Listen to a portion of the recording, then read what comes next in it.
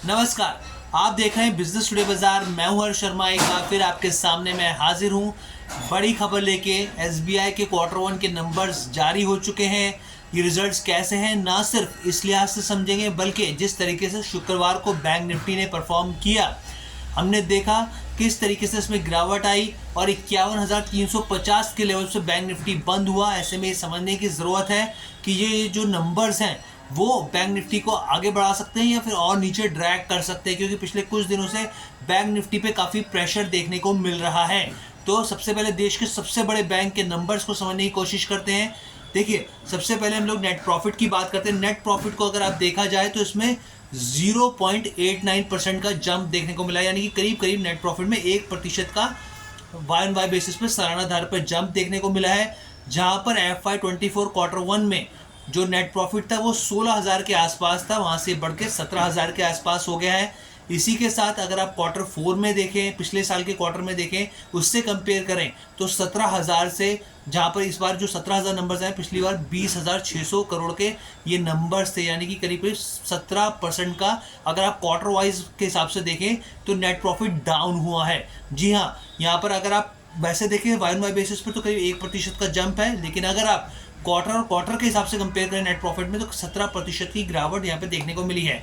अब net interest income की बात कर लेते हैं, एनआईआई की बात करें यहाँ पर, तो इसमें करीब करीब 16% का जंप है, उछाल देखने को मिला है। जहाँ पर 95,000 करोड़ के आसपास, 95,900 के करोड़ के आसपास FY24 के क्वार्टर वन में नंबर से एनआईआई के, अब वो अब 1,11,000 करोड़ तक पहुँच, तो देखिए यानी कि 16% का जंप यहाँ पर देखने को मिला है।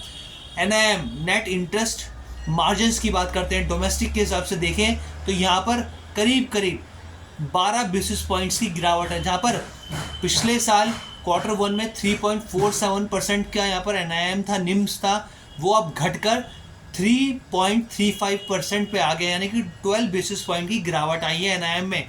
ये एक ध्यान रखने वाली चीज़ है यहाँ पर। अब उसके बाद देखिए, अब मैं आपके एसेट क्वालिटी पे आता हूँ। एसेट क्वालिटी पे समझना बहुत ज़रूरी है। ग्रॉस एनपीए के मोर्चे पे क्या स्थिति है?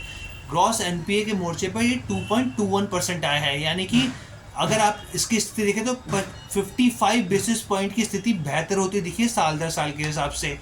नेट एनपीए की बात करें, रेशो, नेट एनपीए रेशो की, तो 0.57% यहाँ पर स्थिति आई है। महज 14 बेसिस पॉइंट की स्थिति बेहतर होती दिखी है, यानी कि ग्रॉस एनपीए जो है वो 55 basis point Y on Y basis पे सुधरा है, और नेट एनपी रेशो को देखें तो ये 14 बीपीएस पॉइंट जो है वो सुधरता हुआ दिखा है। स्लिपेज की स्थिति देखें यहाँ पे, स्लिपेज रेशो की, तो ये 10 बीपीएस 10 बेसिक पॉइंट्स जो है साल दर साल के हिसाब से बेहतर होती, इंप्रूवमेंट होती हुई दिखी है यहाँ पर। अब यहाँ पर क्रेडिट ग्रोथ की बात करते हैं, क्योंकि क्रेडिट ग्रोथ होती है वो बहुत इंपॉर्टेंट चीज़ होती है। वहाँ पर साल दर साल के हिसाब से 15% का जंप यहाँ पर देखने को मिला है।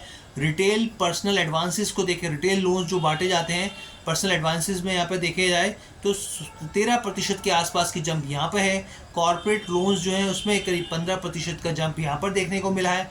कासा की बात करते हैं यहाँ पे, जो कि current and saving account of bank होता है, कस्टमर के हिसाब से देखा जाता है, तो करीब करीब इसमें 2.5% की बढ़ोतरी यहाँ पर देखने को मिली है। लेकिन इसके साथ ही मैं आपको बता दूं कि जो देश का सबसे बड़ा बैंक है, इसने करीब करीब फंड रेजिंग के अप्रूवल दे दिया है फर्स्ट क्वार्टर के लिए, और जो एम रखा है करीब 25,000 करोड़ का इंडियन और फॉरेनर बैंक से ये इकट्ठा करेंगे, इस हिसाब से देखा जाए। अब एसबीआई के बैंक के शेयर को लेके क्या स्थिति रह सकती है, ये भी हम लोग चर्चा कर लेते हैं यहाँ पर।